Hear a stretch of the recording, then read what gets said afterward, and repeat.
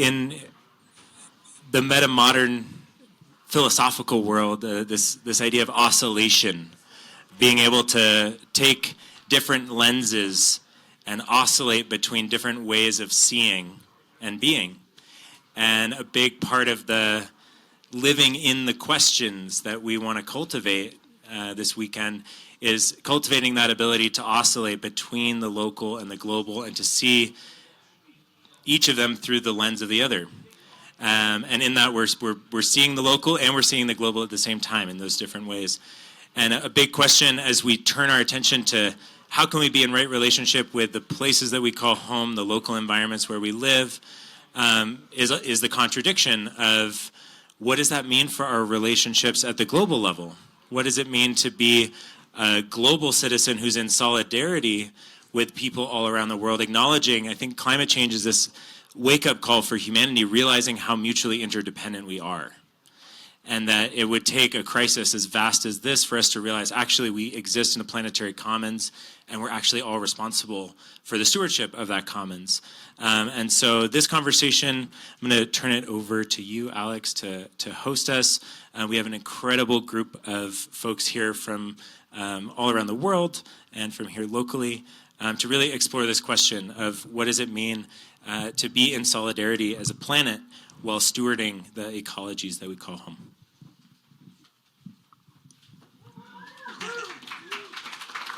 Awesome. Well, thank you all for joining. We have here, I'm going to do a brief intro, and then we'll let them all also have ample time to introduce themselves and their groups on their own terms. But we have who you've already met, who gave our wonderful land acknowledgement and ancestor acknowledgement also, I think. We have Angelique Rodriguez. We have Brett McCarran, both joining from actual Boulder. So we've got our localists here. And then Coleen Chase, and we have Gregory from Regen Nation. Is that right? Yeah. Network, thank you. Nation, coordination is Monty's affiliation, if that's right. So we're going to talk about the very specific, I guess, crises that make up this global crisis that we hear a lot about in large media. Monty, did we? Yeah, we did. Coordination. Yeah, we can introduce him again. Got Monty again. So I wanted to open everybody with a story, having you each tell a story that grounds you in this work, why you're engaged in climate work in the first place, something personal and mundane, or something maybe paying witness to larger global trends, and have us start there. Can I pass this microphone? Is that the move? We'll pass that microphone. Maybe I'll start. Hello? It's a bit of a... Hello? Okay, nice. Oh, I see, yeah, that makes sense. Okay, is that better? Nice. So for me, climate has actually been something that's been with me since as long as I can remember, because my mum, when she was about my age, wrote a book called The Green Consumer Guide that sold 1 million copies and has spent her whole life immersed in this issue. Back in the days when there was, I think, a deep skepticism if the issue was even real, and so we were sort of sometimes looked at as a sort of fringe thing. So it's just something that's been a part of my life and family discussions since the very beginning, and I've been seeing that journey that my mum's been on in her own career, and then how the sort of narratives have shifted from the kind of early days of the green movement doing slightly less bad to the sustainability wave that kind of came during that time. She founded a company that was called Sustainability before that was really a term, and now we've seen, a lot of her work was in the kind of green consumer movement, trying to get people to change their purchasing decisions to send the message to business. And that kind of had a big moment, but then we clearly see the result of that now has not worked. There's so much greenwashing, and there's a real kind of much deeper issue that needs to be addressed. And so that's what I've sort of hoped to embody in some of the interests in the work that we're trying to do in the refi space, and more broadly is kind of looking at those more deeper systemic structural issues. We're not going to solve the problem by switching from plastic to paper straws. So yeah, that's been my kind of personal journey into the space, and yeah, I'll leave it there. Hi, everyone. Lovely to be here and see so many friendly faces and some new ones. And yeah, so I would just have to out myself that I'm not very climate motivated, which people may find surprising or not. But the story that I'll tell is, so I grew up in Alaska, and over the course of coming of age, I started working during the summers when I was 14. When I was legally allowed to hold a job, I started working in the summers. And over the course of a decade, I held a job in every different facet of the fishery in the town that I grew up in. So I was a fisherman. I worked for Fish and Wildlife. I worked for the local watershed forum, all the different things. And I just had this experience of, and you know, that particular fishery, that Alaskan wild salmon fishery, is considered by many to be kind of the gold standard of natural resource management, right? But I had a pretty deep felt experience of how messed up it was. And I particularly remember a moment when I was out bobbing in the middle of the ocean, having gone out in this little gill net boat, chasing salmon around. And you never know where exactly they are, and you're burning all this diesel to try to find the salmon. But we know that the salmon are all going up the river.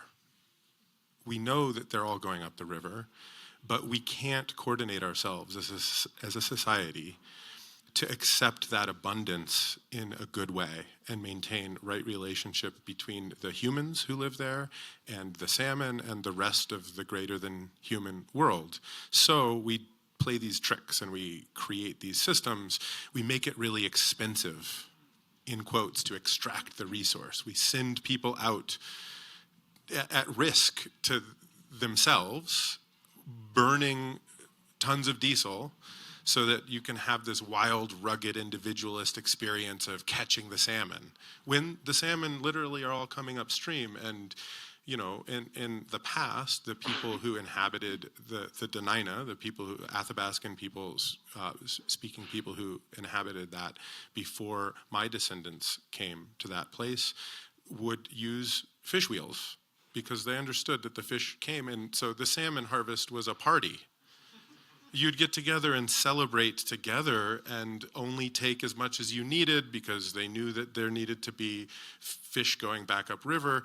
And I just had this really intense experience in my early 20s of asking, why is it that we have to force ourselves to play these strange competitive economic games in order to, in quotes, manage this resource?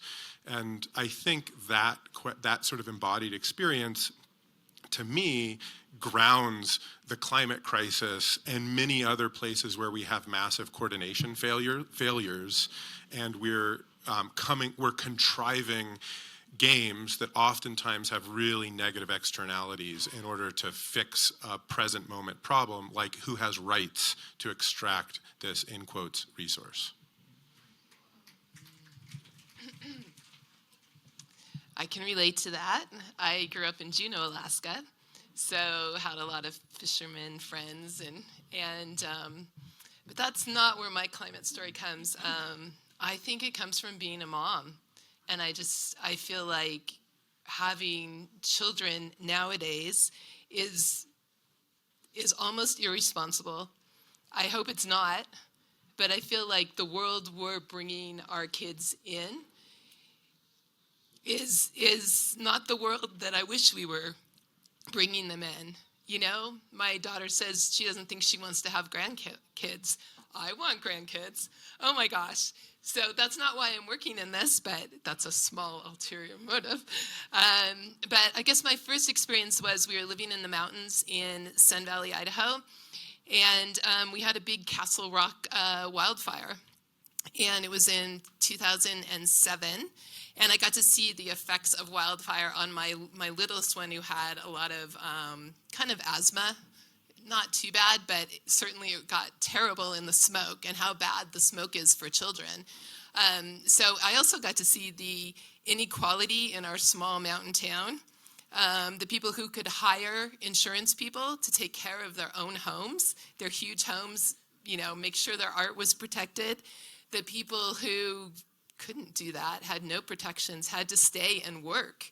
We couldn't even leave and get their kids out of the smoke. And so I guess I started just being way more aware of what was going on, way more feeling solidarity with people who were going through fires, droughts, and everything that was happening. It's almost like I spent so much of my time growing up in Alaska being outside, I could almost feel like the cry of the earth. And I think that's what really resonates with me, is you can just feel it. And I think when you hear something like that, you have to respond.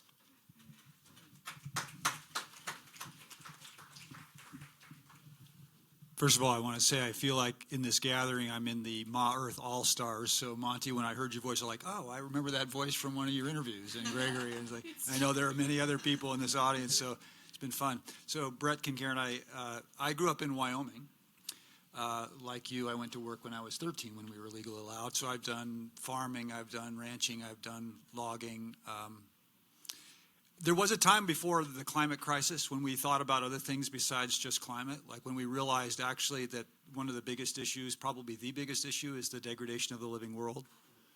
And in fact, what we're now starting to realize, it's ironic that I'm sort of with you, like climate is not really the issue that I'm not interested in, even though I work for the climate department in the city of Boulder. What we've been trying to do is actually pioneer the reawakening of understanding that actually it's the degradation of the living world that was the first cause of climate change. And that unless we bring the 50% of photosynthetic process that's offline right now back online, there's no hope that changing energy systems will stop climate change.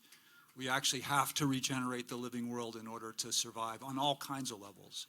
And that means remembering that there are a lot of people on this planet who know how to do that and have been doing it for millennia. And so how do we reawaken not only a genuine desire and a philosophy of being in right relationship, but an economy that actually supports people in doing that. So I'm here today because I feel like it's time for the tribes to come together. You're kind of a unique tribe that's been out in the wilderness by itself, developing this kind of arcane language that hardly any of us can understand, and doing kind of weird things that we think might be good, but we're not sure.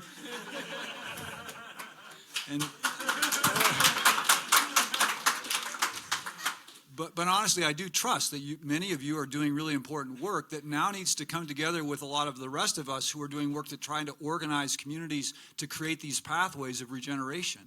And we need the capital aggregation and distribution and accountability mechanisms that you're developing. So I'm excited about being here, and I'm really excited to hear what my sister has to say.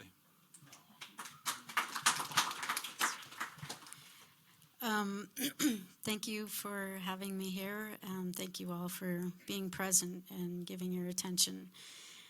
I'm very excited to be in this room with you all to explore new possibilities and how we come. For me, the energy crisis, that's not my focus. It's not even something that I really actually think about. When I think about the reason why I'm here is because I fell in love with water.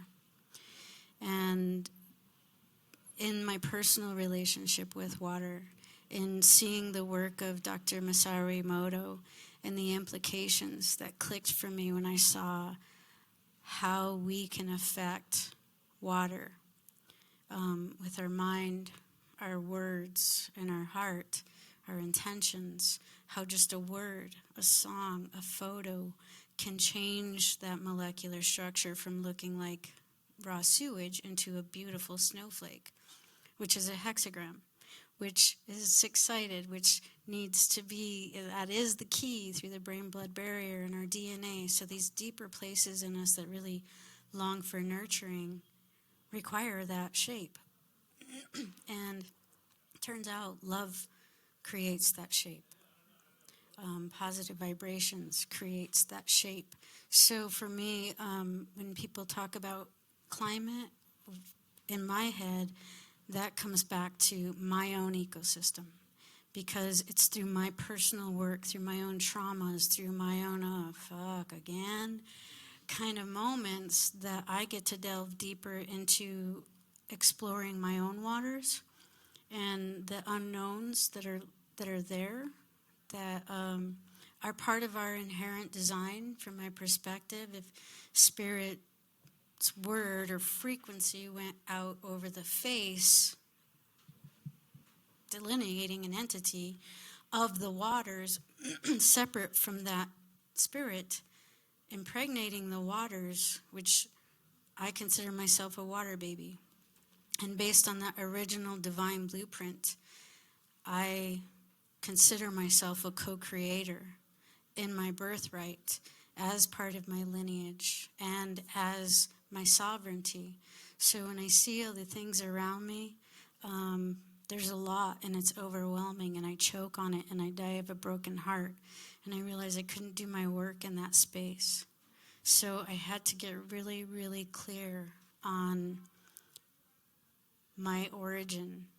Am I functioning from fear or am I functioning from love? Because the two of them cannot coexist.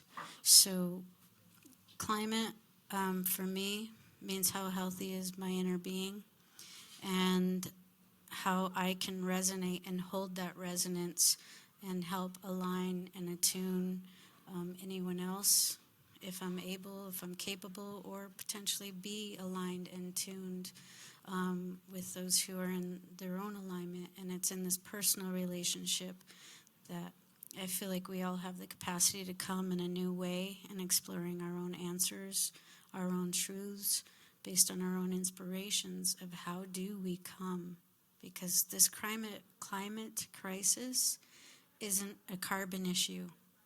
It's a water issue.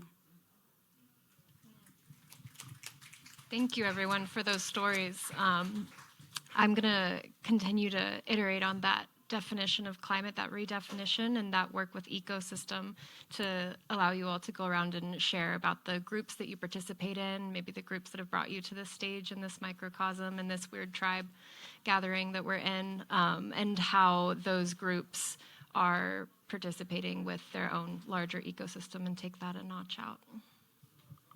Cool. Yeah, happy to.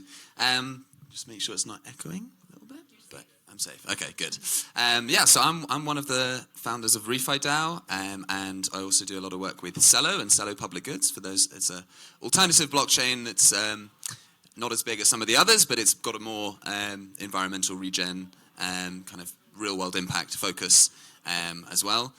And also recently started this initiative called Regen Coordination, not to be confused with Regen Network, but very much in alignment and looking to kind of collaborate there and build alliances across networks. So as well as ReFi DAO, there's other value-aligned regenerative networks operating in the kind of Web3 space. And how do we build sort of resources and tooling and support that movement across those various networks.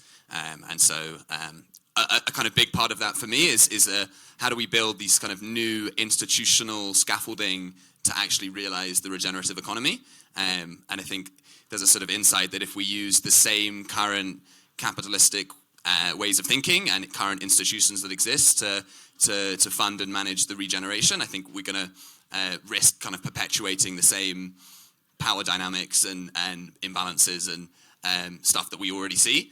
So I think we actually need a new set of institutions, the kind of community-led, commons, third way, whatever you want to call it, to do that. And what does that architecture look like? And I think it is all about this cosmo-local coordination structure of having these community groups on the ground, but then how are they then connecting up to even at a bioregional scale and then connecting to the global cosmos scale and how that's kind of sharing resources between those different kind of scales. And I think if you operate these huge top-down models where you're sort of trying to fund a very local project that you're so disconnected to all across the globe, I think it's a better model to try and put resources into local community-led governance structures to then govern those resources and sense where they need to flow. And so hopefully with some of the stuff that we're trying to explore in ReFi DAO and regen coordination, trying to experiment at those edges. Yeah, I'd love to hear from Gregory as well, because I know Gregory's doing a lot of incredible work in this space as well with ecological institutions and all sorts. Yeah, that's where I'm coming from. Nice, thanks, Monty. Well, just so I can kind of gauge my response to this question according to where people are at, how many people have heard of Regen Network who are here in the room? Awesome. Okay, so we'll go to version 2 of the conversation here. So back in the day, when we first founded Regen Network, a small group of us who all came from the permaculture, bioregional, and eco-village movement, essentially. Exactly none of the founders of Regen Network were Bitcoiners or Ethereum OGs. All of us were coming at this with dirt under our nails. We were thinking, what would it look like for local communities to own and operate what has become known as validators that secure and govern the digital infrastructure that is multi-local, cosmo-local, or global? What would it look like for that to be the case, in which there are bioregional hubs that are providing a couple of different tiers of services, but that one of the services is sort of securing the free and open internet, we might say. So that was one of our founding questions. Over time, I mean, because we started in 2017, there was no such thing as an operating proof of stake network when we started. So we helped build some of the first operating proof of stake networks. And the one that we kind of created to serve as the vehicle for exploring this set of tensions that we're all here gathering is called Regen Network. And the idea of Regen Network was always to try to iterate towards basing our economy in right relationship with place and the ecosystems that are place. What does it look like for the human economy to be an expression of right relationship with the biosphere in a place-by-place way? So some of the experiments towards that have been the creation of frameworks around ecological institutions, using rights of nature, using smart contracts, using other tools to actually create institutional containers that are the expression of legal contracts and economic agreements and this whole stack of coordination tools that we have at our disposal as humans, but founded and based and rooted in ecological reality. And then ecological credits, or that is to say units of account that represent right relationship with a place, whether that's soil health or water quality or biodiversity. And different communities are going to anchor their definition of right relationship in different ways. And so we've created a very open and pluralistic framework to allow people to explore that and create their own kind of crediting. And then in the future, that serves as a primitive to start to stack up towards currency systems, different financial mechanisms, different monetary mechanisms. But we really wanted to focus our energy on kind of the atomic unit of right relationship. What does it look like to bring tools of monitoring, reporting, and verification, Oracle tools, be able to leverage satellite data, be able to leverage traditional ecological knowledge, all to build consensus among a group of stakeholders around how they would define right relationship between the humans who are inhabiting a place and the ecosystems, the greater than human world. What does that look like?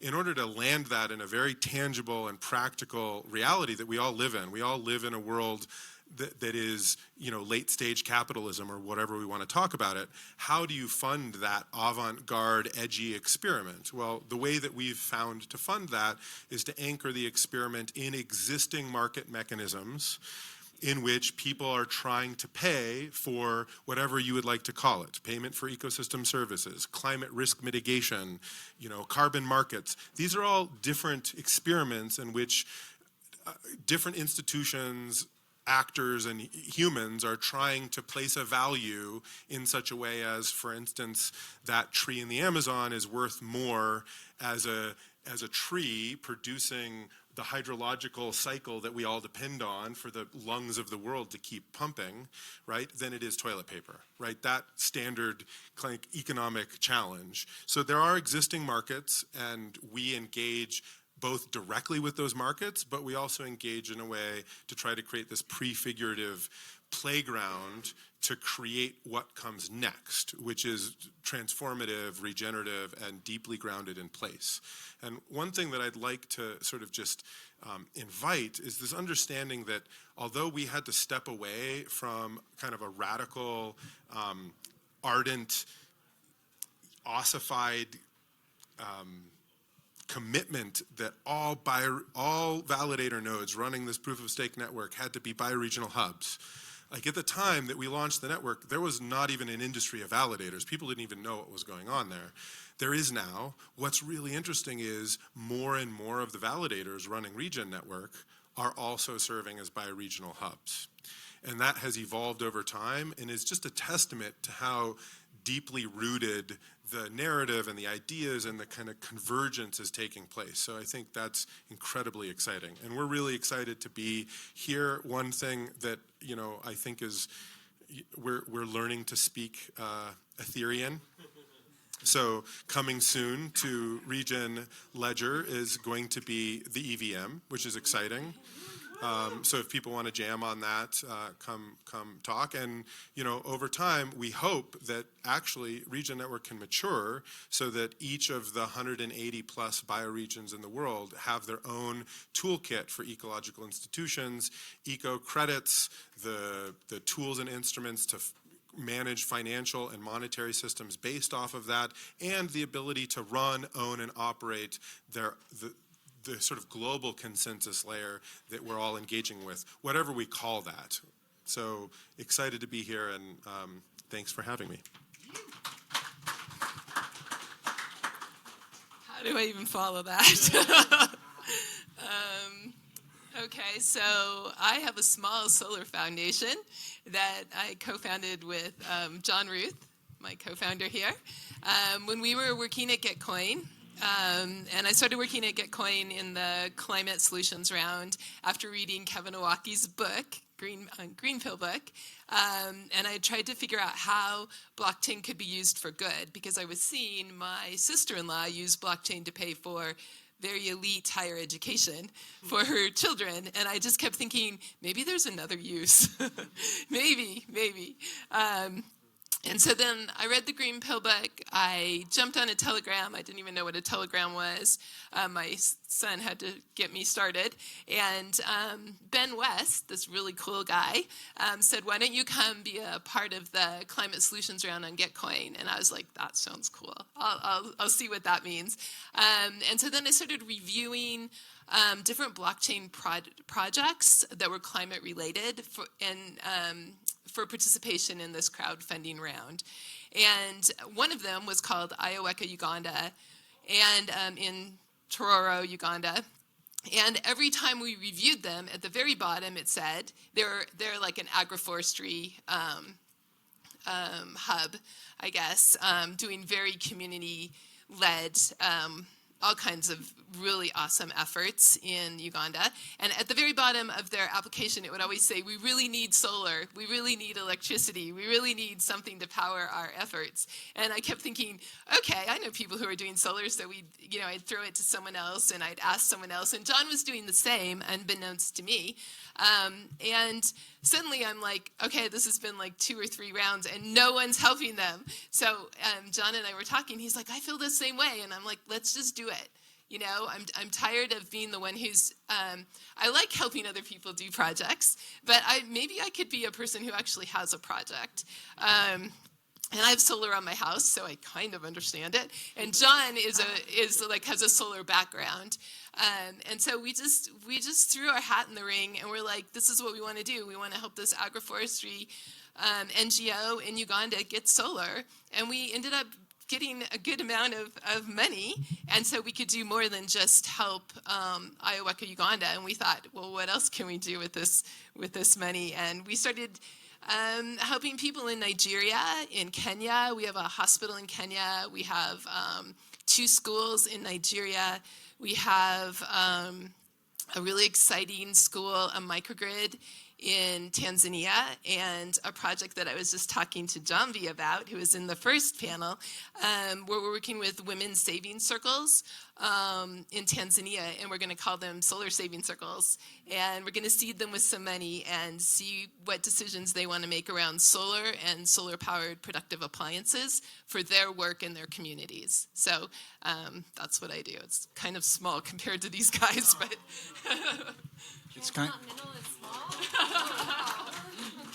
It sounds like it's kind of real to me, which is really nice. Yeah.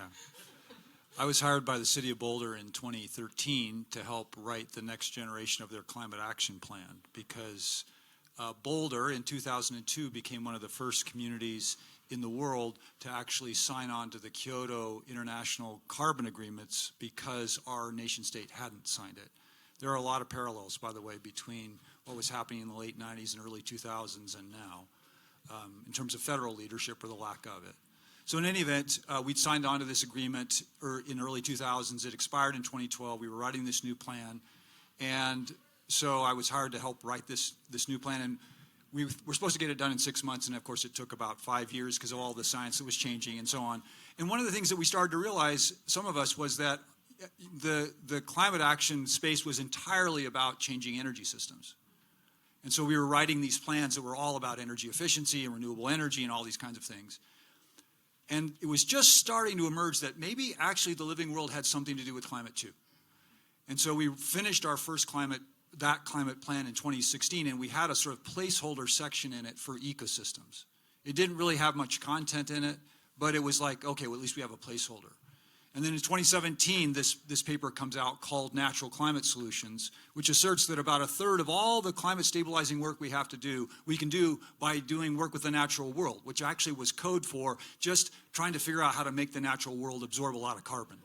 So Natural Climate Solutions was entirely about carbon management with living systems. Because again, climate action was entirely about managing carbon. But actually, the last 4 or 5 years, it's finally been starting to break through work that people like Walter Yene and others have been talking about for a long time, that actually it's water cycles, it's soil, it's actually the fact that the climate is not a geochemical machine that's operated by a CO2 in, CO2 out machine out in the, it's actually a biologically mediated dynamic that's primarily driven by life.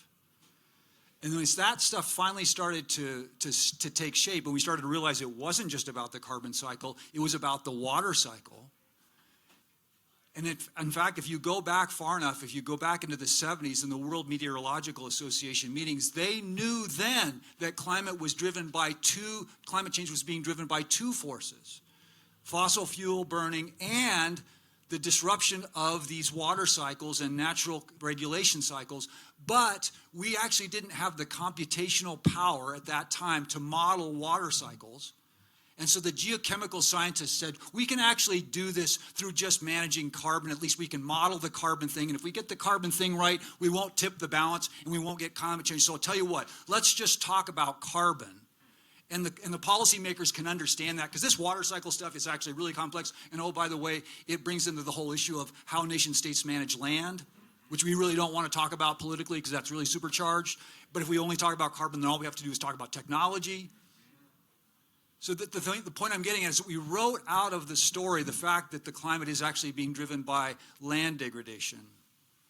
But that has finally come back. And you're now hearing it in the context of this terminology called nature-based solutions, which is great in some ways, but it's so vague and so unspecific that it's actually a great opportunity for greenwashing. But we've actually been trying to pioneer a whole new segment of that. So the city of Boulder was the first city in the country to create create a nature-based solutions team as a part of our climate team. We did that 3 years ago. Simultaneously, we've been working to build the sector and field with cities and counties across the country. We started 6 years ago, starting workshops and monthly meetup groups and all these things to say, what would it look like to start working with living systems around this? We now have the county has its own nature-based solutions team. And so locally, we started to build this whole community of practice. In fact, if some of you have been around Cool Boulder, it was actually our effort to try to talk about climate in a way that was relevant people. Of course, it's a double entendre, but it was also like, don't we really care about just getting really hot? And how do we make our community cooler? So there's a whole wave of, there's 50 organizations now organized together under Cool Boulder doing all this cool nature-based solutions work. Simultaneously, we're organizing with cities and counties across the country to build these nature-based solutions efforts. We launched an accelerator for urban nature-based solutions with communities across the country, where we're trying to be really specific to say, what problem are you trying to solve, and what part of nature are you working with? So we're not being ambiguous about this. So the first one's around urban heat and then urban forestry. The second one was about stormwater and floodwater and green infrastructure. And where I'm going to close with this to say, and talk a little bit more in a second, is that the third one is going to be about biodiversity. But we realized when we started to design this accelerator, that the United States communities are not the leaders in biodiversity work. In fact, it's primarily Latin American cities who've been really thinking about it, the urban biodiversity work. And so we're launching the first international urban biodiversity accelerator this fall with Latin American cities, North American cities, and European cities. So we're really excited about spreading the movement in that way. It's a virtual process, and I'll talk a little bit more about some of the implications and why I really wanted to be here today, because you can run an accelerator, but if there's no resources to implement what you're doing, you're building capacity around, it's just kind of a pointless exercise. And I want to talk with you about how we work together around that aspect. So I'll give you my number. Yeah, just to come off what you're saying, it is so true that there's been kind of this duping as far as I'm concerned, because it is not about just carbon. And there are no rewards, there are no credits, there is no one in the industry, even in the oil industry, who is going to be like, oh yeah, I want to help the water cycle, because they're not getting paid for it. So they've set up this system where they're getting all these rewards, where they're going to jump through these hoops so that they can get these credits and these funds and these whatevers, right? Well, the actual issue isn't being addressed, and is not going to be addressed by those people because they're not getting paid for it, because there is not a reward system for it. That being said, the work that I do is pretty vast. As water flows into many different places. I've also done work in Kenya and Uganda and a number of different countries actually in Africa. Bringing, one of the projects was partnering with some partners in Germany and also in India to bring self-defense classes to the women and the girls at Kakuma refugee camp in Kenya, because new fact for me, but in a room of like 50 women and girls, there was no one who didn't raise their hand at being raped. And when I saw that, I was just like, oh shit. And so that was one project that we did. We have our brother John in Uganda who, and the Hope Foundation in Uganda, who are bringing reusable menstrual pads. So the women are creating income within their household. The girls are getting to go back to school. And the waters are staying cleaner without having that type of waste from women who go and clean up there. Locally, well, first I'll go into regionally, have multiple allies around the world, but regionally have been doing a water tour for the last 4 years independently and privately funded by yours truly, to share water messages and to share these kinds of different perspectives around how we come with each other, with ourselves, and through our communities and our environment. We did a personhood walk with Tribal Visions Chaitanya, and we walked for 30 days. Sometimes, well, my limit was 9 miles, but some people walk 14 miles a day, but we walked for 30 days, living on a bus with people from all over the world to draw attention to the personhood rights of the Rio Grande.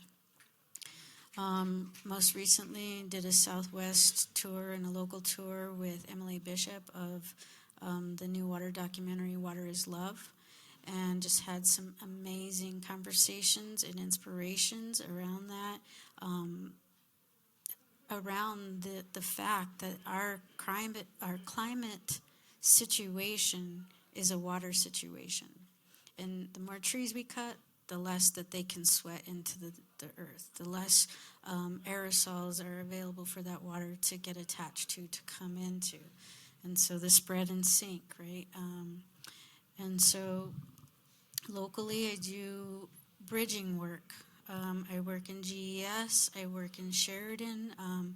I've partnered with Groundwork Denver, who has 10 years worth of data that we began to build off of and bring myco and bioremediative solutions through a strategic plan for their E. coli issue that they've had for over a decade now.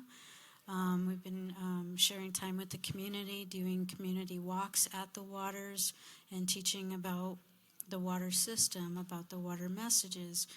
And locally, in addition, some of the other work that I do is I do consulting currently serving Arvada.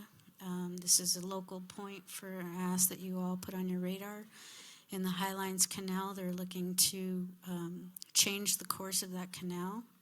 They've gotten a permit for it. However, the soils that they want to use to move that canal and restructure it have been since the 60s a nuclear waste site. That's true. It's really a trip what they even think is okay to do. So there's a hearing on March 5th. We're trying to invite everybody to participate in this, to bring voice, to bring your presence, and ask that they reevaluate that permit and not allow that canal, which is the drinking water for Thornton, Northglenn, and Westminster, to be realigned with toxic soil. The other issue is the Produced Water Consortium, which I've been attending for the last year, where they have been legislatively given the job to align our regulatory agencies so that they can bring fracked water not only in the oil field but beyond, called beneficial use water. And this is something that they are slating out. They're moving forward with. Every month there's a meeting. I've showed up for the last year and quite literally have been the only person to show up and give public comment. So here is your invitation to participate with the Produced Water Consortium and bring your voice, bring your expertise, because they are looking to sell this fracked water as a commodity. They've mentioned municipalities, they've mentioned firefighting. It's just crazy. So this is part of the work that I'm currently bringing. I was guided by My Waters to serve the waters by introducing and bringing in the question of what can be done with mycoremediation. We've talked about the mycelium network. Well, fun fact, every one of those hyphae leads with a drop of water. So this is a system that over eons has dominated, is thriving, is capable of supporting every other thing, because every little tree in the forest that isn't getting the sunlight is getting everything it needs through the mycelium. So looking at letting our waters lead us into this work. And so this is the diversity. I've also talked with some of the council people here in Boulder, and looking at the front line here at Velmont power plant, where that community literally cannot drink the water out of their taps, and is your front line, Boulder, to pay attention, to be in the question, to have conversations with these communities about their needs, because they are serving you here in the city, and they are in your county, and they are dealing with all the repercussions of the energy that we all get to enjoy. So in this way, I work as Water-Unite, which you will not find other than a YouTube channel. Turns out you don't need a website to get shit done. And this is the work. I work to bridge from GES to Sheridan to Longmont to Taos to Santa Fe to Crestone and beyond, and how we can bring up these new questions that haven't even been asked yet about what is our solution, and dream into the new possibilities through our waters and the information, because water has memory since that first utterance. And it's through the questions that we ask that we pick the fruit that we actually want to work with in ourselves. So this is some of the work that I do internationally, regionally, and locally. So all of you, as we've just heard a small snippet of, participate in lots of different communities, lots of different organizations and ecosystems in your ways of working. So I know that it's certainly a risk always to have paralysis in the face of the reporting on climate change, the fervor sometimes, the mania perhaps, in response to localized crises or a perceived global threat. How do you each continue building and continue working? Where do you draw inspiration from? And where do you see the role of optimism or positive thinking, or turn that on its head, pessimistic, realistic thinking?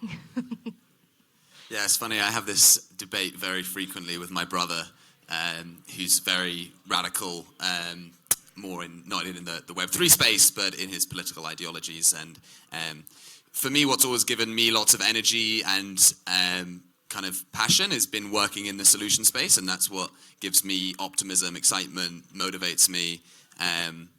So I think that does have a really important role in terms of feeling like there is a chance for a better future, that envisioning of, I've always liked the kind of solar punk vision, or even the earth punk kind of stuff. Just like actually trying to envision what does actually a positive future look like with advanced technology that isn't the kind of techno-oligarch, cyberpunk world that we see depicted in sci-fi movies that sort of seems almost inevitable at times, or already here. So, I think there is a really important role of optimism, but I think also not being blinded by the hugely deep and difficult challenges that we do face. And I think it can often at times feel like a little, what the stuff we're doing is sort of futile, and that can be demotivating to think about the kind of that side of things. So, I mean, it's always a balance, isn't it? And it's about what balance is serving you and serving the kind of mission, I guess. But yeah, that's my take on that. It's a hard question. Yeah, well, what popped directly into my mind as you were asking that question was actually just like rooting this in practical, tangible places. What comes to mind is we've been working for several years with a group of communities in the Ecuadorian Amazon and Peruvian Amazon who are indigenous communities of many different nations who are struggling with the challenges of how to engage with the economy that exists. When their challenge is, that the challenge that they face is our challenge as a planet with how to preserve the water cycle and how to preserve the climatological resilience of the planet. And they're the people who are in the sort of like have the sheer force of, the extractivist economics is there at their doorstep, knocking, illegal mining, illegal logging, human trafficking, like all of these things are just right there. That's what people have cash for. If you want cash and you're in many of these places that are at the edge of things, those are your options. And I find it incredibly hopeful that in those situations there are these emergent spaces of this intersection between a very kind of lofty philosophical idea, like Nathan was talking about in the previous channel. This isn't the first time that humans have come up against and had to answer the question, what is really value? What is value? And how do we create a system of value? And in those circumstances, in the Amazon and many of these other places, it's pretty easy. Where I derive inspiration from is there's such a opportunity for having a grounded, visceral experience of what true value is, rooted in a cultural context, rooted in an ecological context, and understanding, that right relationship in that space sort of permutates out to right relationship to all of us, and that the only practical thing getting in the way of the economics of that situation working out to continue a many millennia of stewardship of this precious forest, this precious living sacred being, is a set of abstract symbols that are malleable if we as society choose to engage, to shift and reorient what value is in that circumstance.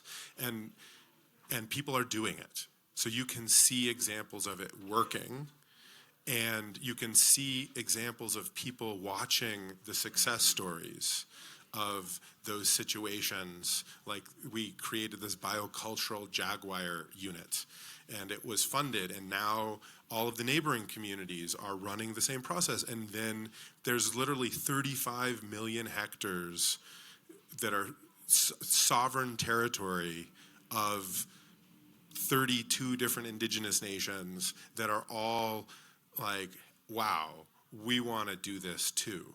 Now, closing that loop, though, we get into this capital aggregation, or as I actually would prefer, we think about capital formation challenge. Because if the question that we're trying to ask is, what is real value and how do we root it in place, what we're talking about is forming a completely new type of capital that's never been seen before. Like, taking a step back, capital and capitalism can be really charged, but when I use the word capital, I'm using it as the kind of bundle of abstractions that humans use, the legal stuff and the economic stuff and the financial stuff, and all of these different abstractions that form together to create capital. Currently, the capital stack is dominated by extractivism, degenerative, zero-sum games, but you can see these inklings of these circumstances in which people find and are, I believe, actually forming a completely new form of regenerative living capital. And so, sure, in the short term, we need to sort of wire that to sort of like cycle and compost the sort of the extractivist capital that is accumulated over the centuries from colonization and degenerative processes. We need to find ways to loop that money in and pay for, actions that stop things and actions that regenerate things and actions that balance things and do less harm and all of these different things.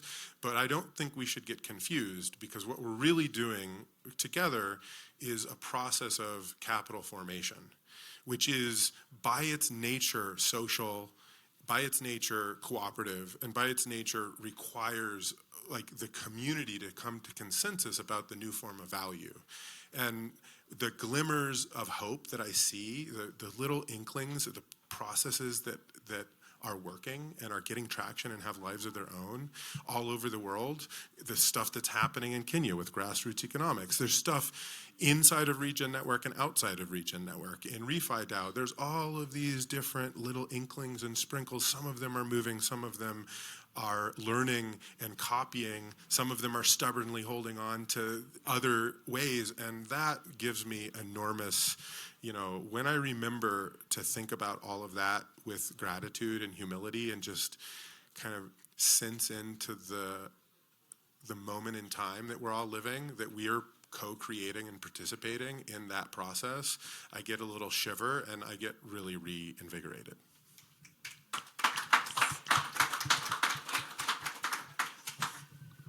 I go back and forth, as you probably have figured out.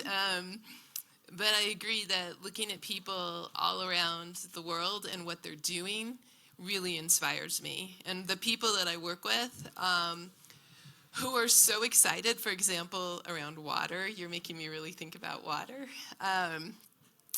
We had a project in Nigeria. It's a school. We put on solar for the school, and they really wanted a solar water pump because their well had gone dry. And they said it would cost X amount. And I'm like, great, let's do this. John was like on board. We were doing it. And they had to dig 4 times the depth that they had expected because things are so dry. And I was like, okay, it cost more, but really it was just indicative of the situation, and the drought. And then they were so happy to have the water for the whole community, free water for the whole community, showing washing hands, flushing toilets. And I'm like, what about drinking water? Nigeria, you can't drink the water in Nigeria. I didn't know you couldn't drink the water. It's so polluted. There's very few places where you can actually drink the water. Even if you boil it, they couldn't even boil it. And I'm like, in my brain, I'm just like, I can't grasp this fact. But they were so happy with what the improvement that we did, work together and we made, and they were on to the next project. And I was still back there going, they can't drink the water. Oh my God. So those are the things that they, like, it's 2 sides of the coin, I'm reading this book, Life After Doom.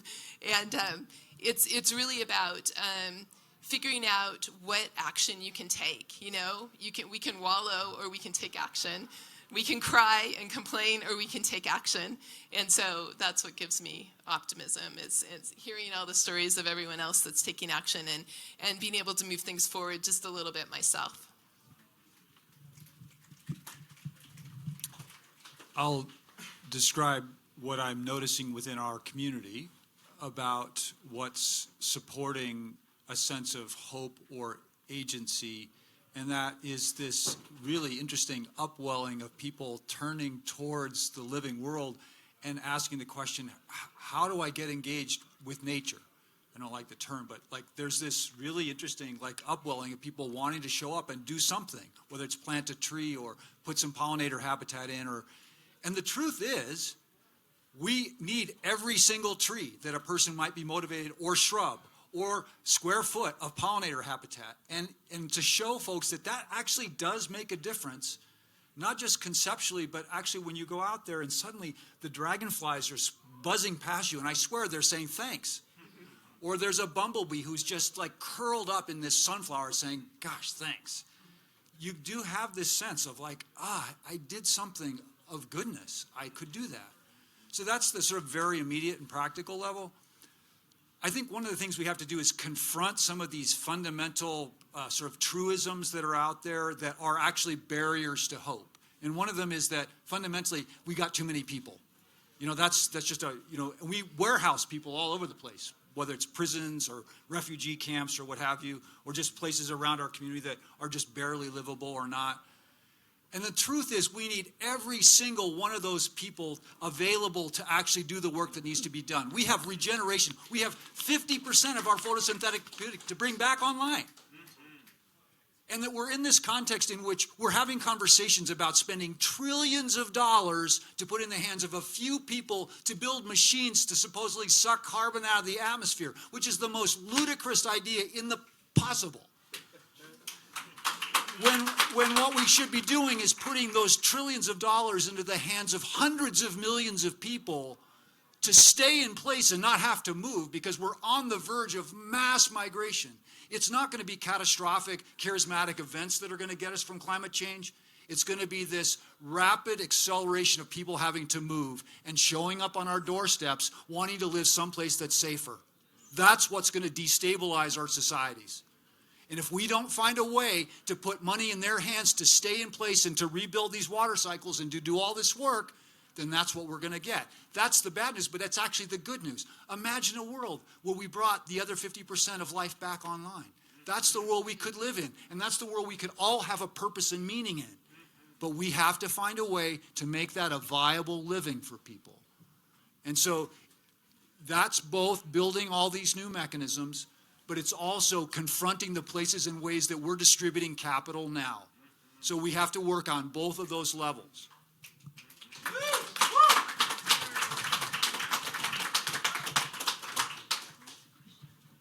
Just what gives you optimism and inspiration, if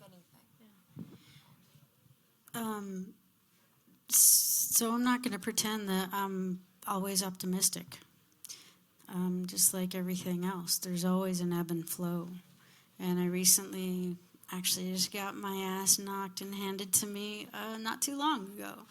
And, you know, it's like what they say about when you get lemons, you make lemonade. How much sugar? 1 lump or 2? Yeah, I think that that's a really important thing to remember for us all, because it is overwhelming. It is heartbreaking to see some of the things happening in this world, especially when you're sitting there trying to say, like, you know, when you're the only one showing up. It's just like, how could I be the only one showing up with a topic like this? And how hard that is to show up and feel like you're making a difference. So I just want to acknowledge for myself that it is the ebb and flow. It is the personal relationship that I have with my own waters, and reframing when necessary my own orientation, if I'm in fear or if I'm in love. Because there's this incredible thing that happens when you're functioning from love, at least for myself, that I can smile and be thoroughly happy picking up trash around someone who may or may not be their trash, but I don't have to take it personal. I don't have to be like, this is yours, you should be doing this, or the city of Boulder, they're so dirty, or and always projecting it outside of myself. I've found that it's much more pleasant work and much more easier to stay in the work if I understand that when I go and I clean the waters, that's really actually about my relationship with the land and the water. It has nothing to do with the houseless person that I'm picking up after, or the city that's not taking care of their own, or the government that's not doing their job, because I can point fingers all day long.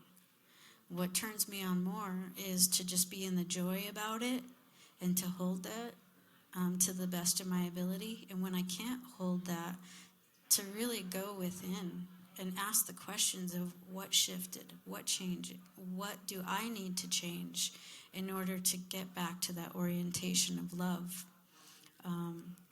And for me, what turns me on is physics.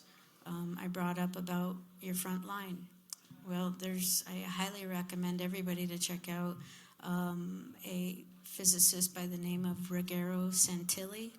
He has created mathematics for antimatter and is a badass and is willing to show up for Boulder and to discuss bringing his technologies here.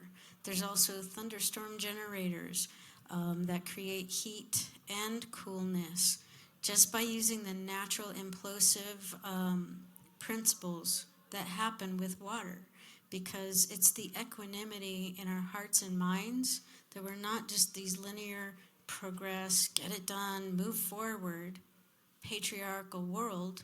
We're actually water beings that is all about emotion, about movement, about implosiveness, about the quiet time when things are dreamt into before they're even born, about that etheric blueprint that a plant does so that it can grow into that.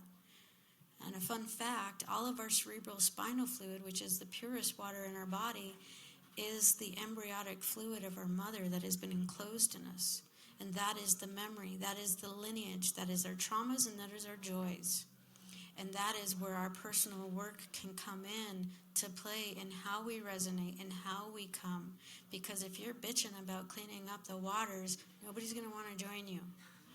But if you're sitting there having a good time, you feel like Tom Sawyer jumping over the rocks, like you're just, I'm 50 years old. I go and play. I literally play. and I get it done.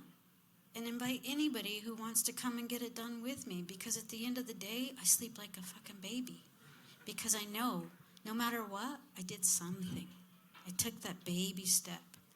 And in the down times, when I'm not active, I look for those solutions because they're waiting for us to step into them. Our relatives, the mushrooms, the waters, the soils, they're just so excited, arms wide open to receive us into all the wisdom that they carry, just with a little quietness, a little silence, a little honoring of the water that we are, and bringing that equanimity back from just our mind and inviting our hearts back into it. So then we have that balance that we're all seeking. And how can we give what we don't have? And so this mentality of lack, and if I'm not filling up my own cup in this way, by listening and giving myself and nurturing myself, then how can I give that to anything or anyone outside of me? And I think that this is a really core piece for us all to realize it's not outside of us. If it's outside of us first, take a couple steps back. And if we can orient in the love of our own sovereignty, of our birthright, and that moves out, that has a different feel than someone who, oh my God, we got to save the Amazon, we're going to die. Instead of, I fucking love these gorillas, man. Did you know? And this and that. And everybody brings their own component of love to bring the whole. But if we're in the fear, then like Einstein says, how can you change it, right? You're vibrating the same thing. Joe Dispenza says, think about co-creating our future. When we're daydreaming, are we thinking about solutions? Are we inviting new questions? And just like, I wonder about this new physics. I wonder about this new source of energy. I wonder about like these, the solar flares that are going to be a real thing, like a regular thing for us as we move out of the space dust. There are light bulbs we can turn on with magnets. There are rocket stoves. There are all kinds of do-it-yourself things that are online, and I geek the heck out of these things because when we can't turn on our lights and when we can't go shopping, do we have a sand heater in our house?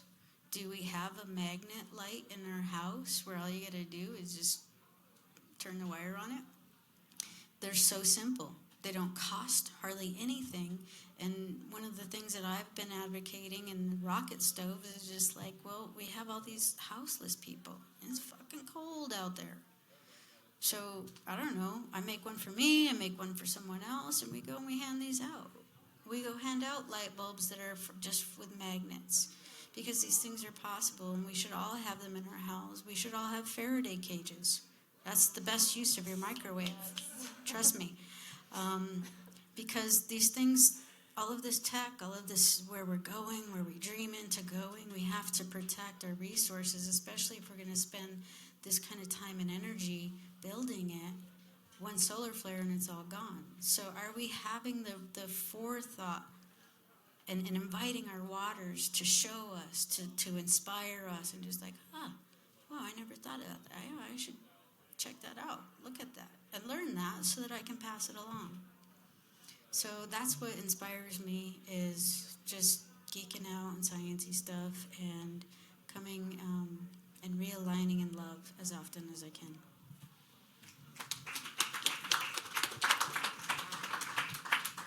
Okay. For final question to take us away, what in your various organizations, coalitions, like what is forkable? Or what is something that is super hyper local and super specific to your team, but it's just like worth sharing because maybe there's something there for another team? Yeah, I think what springs to mind for me, something I've been quite deeply immersed in recently, is looking at different ways of measuring and reporting impact, and how do we bring those tools to different communities and to different projects to help kind of translate what's happening on the ground, to make that legible to institutional structures higher up than that, to help guide capital to where the most impact is happening. And And so hopefully with some of the tools and methodologies that are being built in the refi space can be really applicable to actually really supporting these communities do that, and also running these funding rounds, the tools that are being built by Gitcoin and these kind of things to run these local funding rounds to bring more people into that and to get more resources to all of these incredible things that are going on. And so that is very forkable, because a lot of what is being built in the Web3 space is open source, and part of the whole mission of RefiDAO and others is to bring those tools and technologies and knowledges and software into all these different places and different contexts, and make it customizable to the actual place and responsive to the local context and needs of that place.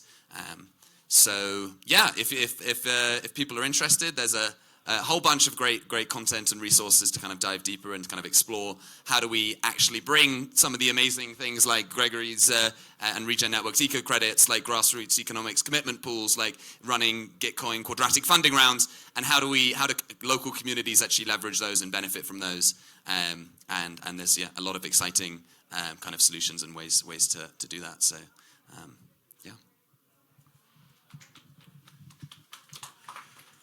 All right. Well, let's see. What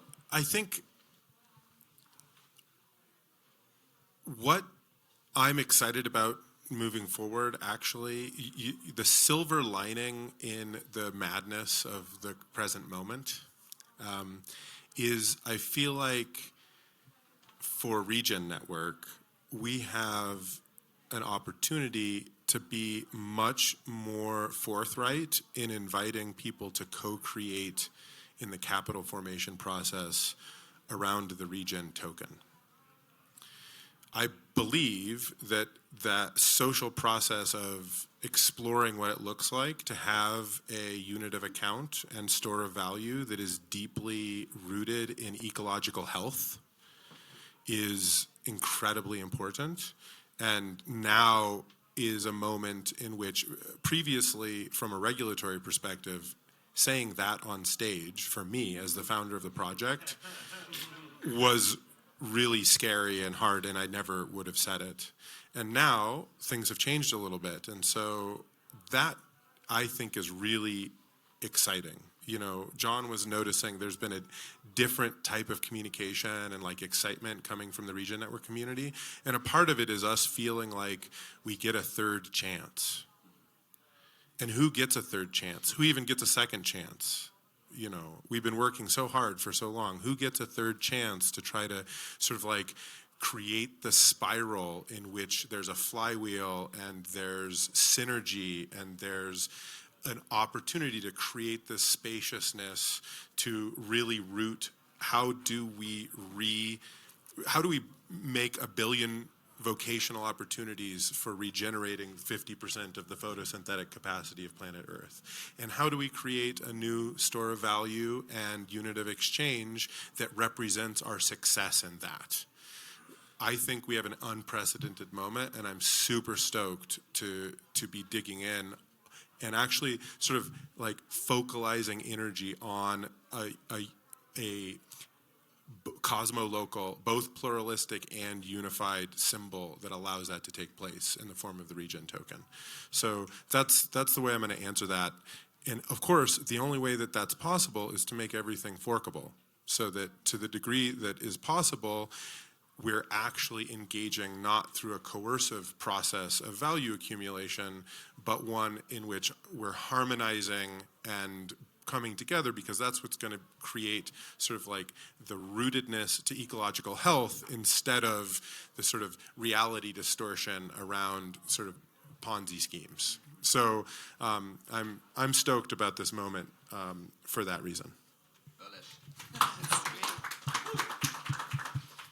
I feel like the sun is shining in on us. Speaking of solar. I'm super excited about a project I kind of mentioned, but I'll just give you a little more detail here. It's the Solar Saving Circles. We're launching it in March with 5 groups in Tanzania. What I think is super cool about this is it's, as John B. mentioned, these savings groups are women-based. They're traditional. We're not messing or telling them how it's supposed to work. It's working. we're actually just learning from them. How is this working? It's such a new economic model for those of us in the West. And the idea is we are going to seed their pools, their community pools, plus, which is something I learned from Nathan Schneider, some of the reading I've done, is have a network of cooperatives where we're sharing ideas and educating women on the value of how solar could be used to improve their livelihoods, to improve their family's health, to improve their community. Anything they are interested in, we're going to help them get educated on. And so there's an education component. There's a local decision making. We seed the funds that goes towards solar or productive appliances, but we don't tell them what to do. Basically, we're just interested in what they want to do with it. And so it's like we're reaching people and empowering people to make their own decisions locally. And then hopefully we'll have the organization we're working with, Jukumu, has 200 of these groups in Tanzania already. And this is just one organization. So we hope that when women use this money and then they pay back the money, we can take the funds that we initially seed and start another group. So it will hopefully be self-sustaining and circular. Check back with us in a few months, but that's the vision, and I'm really excited about it.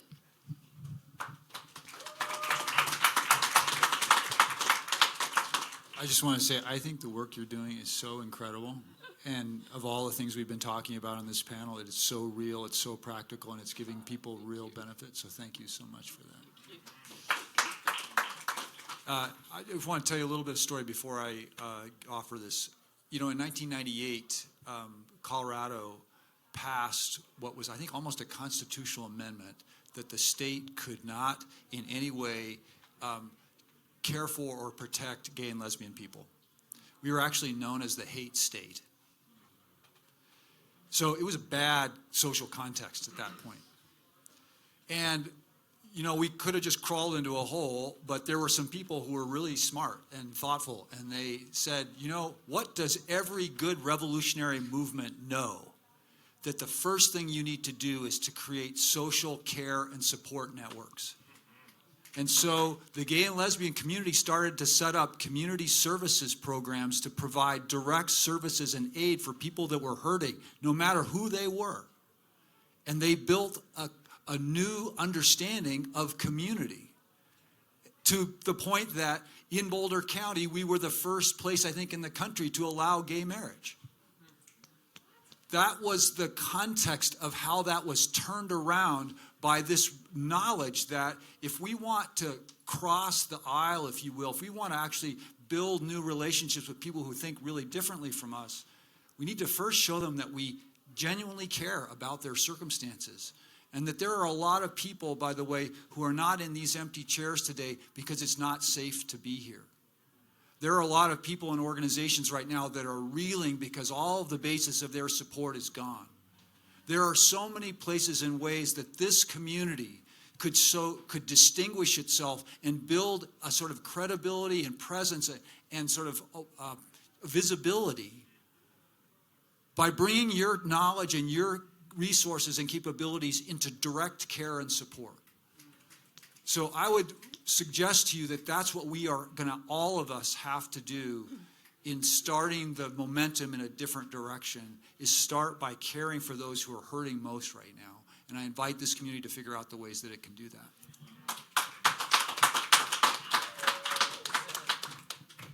I want to say thank you for bringing that forward, because it is an issue. There are a lot of the relatives who are not comfortable coming in public, who are afraid to go to the grocery store, who are afraid if their kids are even going to be there at the school when they go to pick them up because of ICE. And so I don't know if there's any parents here. If you could imagine going to pick up your child and realizing that someone else has picked them up, and you have no way to track that, and you have no idea who they're with when you see them or where they are, and the nightmare that that could be. And that is something that on a daily, our friends, our relatives, and people in our communities are dealing with right now. So to follow up, I would also like to invite this community to feel into their hearts what is authentic for Boulder in standing up and standing in solidarity with some of these relatives. Is there a list of safe houses that a family could come to? Is there other moms that might be able to help and assist picking up students? Is there groceries that could be picked up? Is there other ways, other questions that could be asked that might be able to help and support these communities that are dealing with things that we saw not so long ago? And we call that a historic tragedy. And yet it's happening every day right now in your and my communities. So I encourage us to open our eyes and open our hearts to being in the question of how we can support and change the narrative and change these cycles that seem to continue. As far as what I would also like to implore is to stand in solidarity with us. There is a website, the McIntyre Neighbors United is the organization that is leading and holding space for regarding the canal. That hearing again will be on March 5th. There's plenty of information there if you would like to learn about that. Also, the Produced Water Consortium, where they are looking at the toxicological data to distinguish how to bring and in what way to bring storage facilities of these waters, which will be very large in the entire DJ Basin, which does include Longmont and Boulder. And they don't have the technology. They're not even disclosing what's actually in the water at this point. So my argument is always, how can you protect us as an agency? And that's your job if you don't know, if we don't know, if it's on the road. So I would invite you to show up and to bring your expertise there. Also, I need a microbiologist for my Sheridan project, if anybody has a lead on a microbiologist. Yeah, and I would invite further conversations, further questions, and further inspirations with every one of you about how we can show up in our truest authenticity, in our highest integrity, from the most love that we are capable of holding. Because as it was brought up earlier today about the shells that were the first exchange of currency, the actual story of that is that those shells were not for payment. Those shells were of gratitude after you had received something. That shell was given as a thank you, which really changes the way that we come with how we spend our money and the things that we do, where it's not so linear and like, I paid for it. You can't tell me what to do with it. You can't tell me how to use it. I have no responsibility or accountability. As opposed to if someone gives us something and we have to think and feel and really sit with not what the value is, but what is it worth to me? How much can I give back? And to see, I brought this up earlier because I was raised Christian, even though I'm indigenous, but I think we can all identify with just the principle of this and how the widow came and offered just one small coin, and the Pharisees were making fun of how little she had given. And the story goes that they were rebuked because what they didn't understand was that she wasn't giving from her surplus. She was giving from her needs, from her livelihood, where everyone else was giving from their extra. And that's a big difference. And so when we receive gifts, when we look to give gifts, to hold those kinds of thoughts in our heart and remember that it's not something that's separate from us. And the more that we step into the nature of our waters and our design, the more aligned we can be and the stronger resonance we can hold for all those around us, and be open to the new information that needs to come through so that we can step through this next stage of our evolution and come into the next octave of our being. Well, that's a beautiful place to close. I think right there, just really rethink and turn over this idea of economy and exchange and gratitude. Thank you. Thank you all for sharing your thoughts and your stories.